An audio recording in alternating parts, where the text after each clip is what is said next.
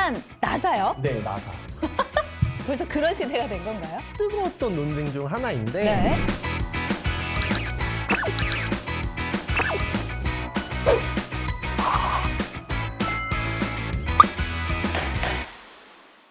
국회 본회의에서 통과된 따끈따끈한 주요 법안, 오늘도 쉽고 빠르게 소개해 드릴게요. 잉크도 안 마른 법률, 지금부터 시작합니다. 대통령으로. 아, 실제로 벌어지고 있는 일이란 말이죠. 우주 택배요?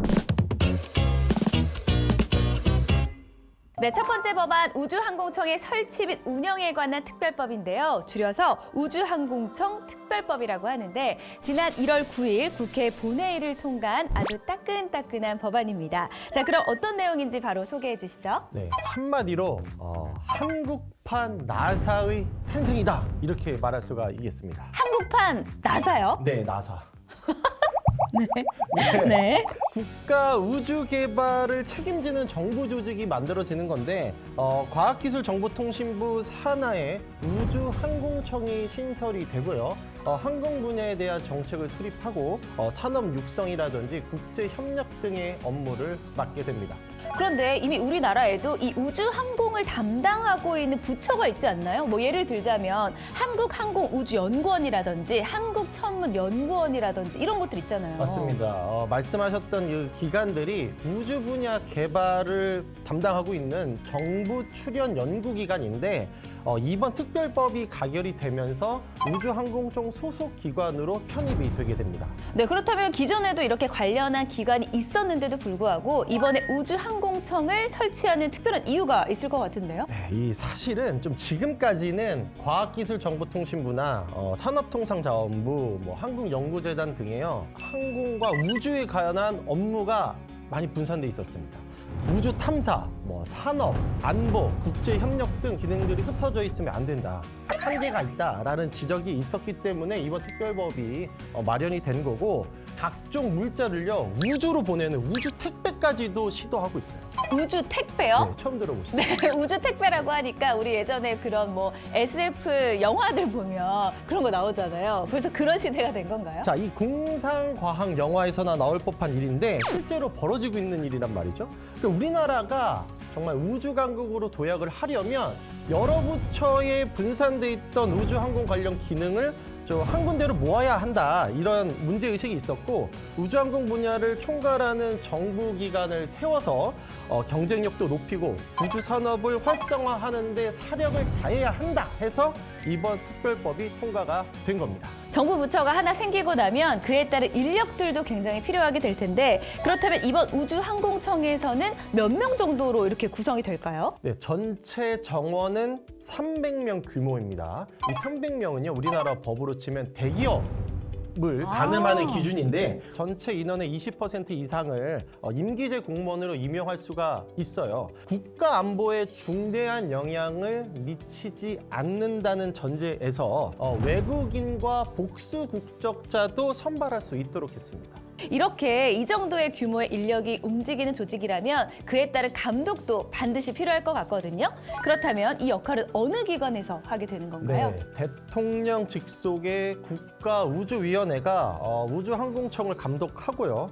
국가우주위원회의 총괄, 조정 기능을 강화하기 위해서요. 국가우주위원회 위원장을 국무총리에서 네. 대통령으로 아, 우주항공청의 장은 그럼 차관급이 되는 걸까요? 네, 맞습니다. 차관급 정무직이 되는 거고요. 또한 전문 인력을 중심으로 유연하게 인사를 운영하기 위해서 보수 상한을 초과해서 연봉을 지급한다든지 스카우트 방식으로 해서 외부에 있는 인재를 등용을 한다든지 국가기관이나 민간기업에 속해 있더라도 파견이나 겸직 형태로 우주항공청에 근무를 할 수 있도록 하는 등의 인사상 특례도 마련을 해놨습니다. 네, 특별법이니만큼 말씀하신 것처럼 이렇게 각종 특례가 적용이 되는 거네요.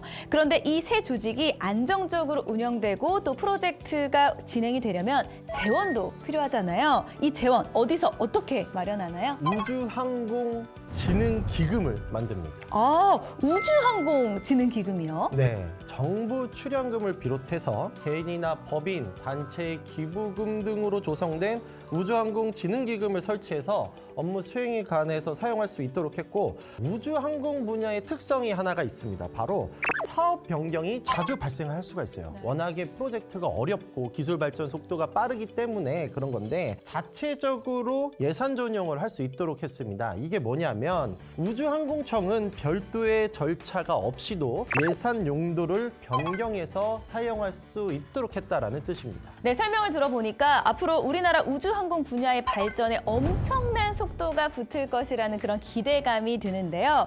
또 일을 하려면 공간도 필요하잖아요. 그렇다면 이 우주항공청의 청사는 어느 곳에 생기나요? 경상남도 사천입니다. 아, 경상남도 사천. 그러면 특별한 이유가 좀 있을 것 같은데요. 이 경상남도가요, 우리나라 우주항공 산업의 70% 정도를 차지하고 있는 지역입니다. 대표적인 기업인 카이라든지 항공기 발사 엔진 제조업체인 하나에어로스페이스, 그리고 그 밖에 다수 항공 우주 관련 기업들이 포진해 있는 곳이기 때문입니다. 네, 사천에 그런 기업들이 있었군요. 이번 기회에 저도 처음 알게 된 사실인데요. 이 청사가 마련되는 시기는 언제쯤이 될까요? 특별법 시행이 공포 4개월이어서 이르면 올해 5월에 마련이 될 예정입니다. 네, 정말 얼마 남지 않았네요. 이 우주항공청 청사를 마련하는 것부터 해서 그 밖에 복잡하고 다양한 과정들이 앞으로 남아 있을 텐데요. 이 특별법이 우리나라가 우주항공 강국으로 도약할 수 있는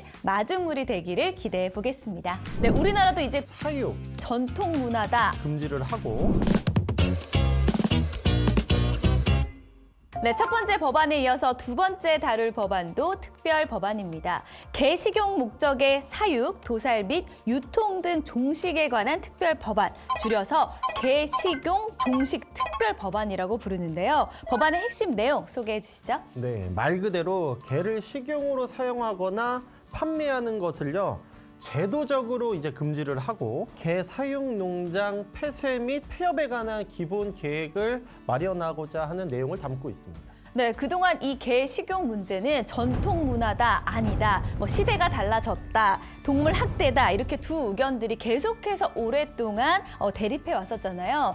그동안의 개 식용 금지에 관련한 여러 입법 시도도 있었지만 통과하지 못했었는데, 이번에는 어떻게 이렇게 본회의를 통과하게 된 건가요? 정말 찬반이 뜨거웠던 논쟁 중 하나인데, 네. 최근 동물 복지 인식이 확산이 되고 반려인구가 또 늘어나다 보니까 자연스럽게 사회적인 합의가 이렇게 모아졌기 때문이다, 이렇게 말을 할 수가 있겠고요. 그리고 21대 국회에서도 여야 의원이 관련 법안을 발의를 하면서 이번에 입법으로 연결이 됐습니다. 네, 말씀하신 것처럼 요즘 세계적으로 개는 애완동물이다, 이런 인식들이 좀 확대가 되면서 자연스러운 흐름인 것 같은데요. 네, 우리나라도 이제 그 시기에 진입을 했다, 그렇게 볼 수 있겠네요. 네, 그렇습니다. 이게 이제 세계적으로 흐름이라는 게 있잖아요.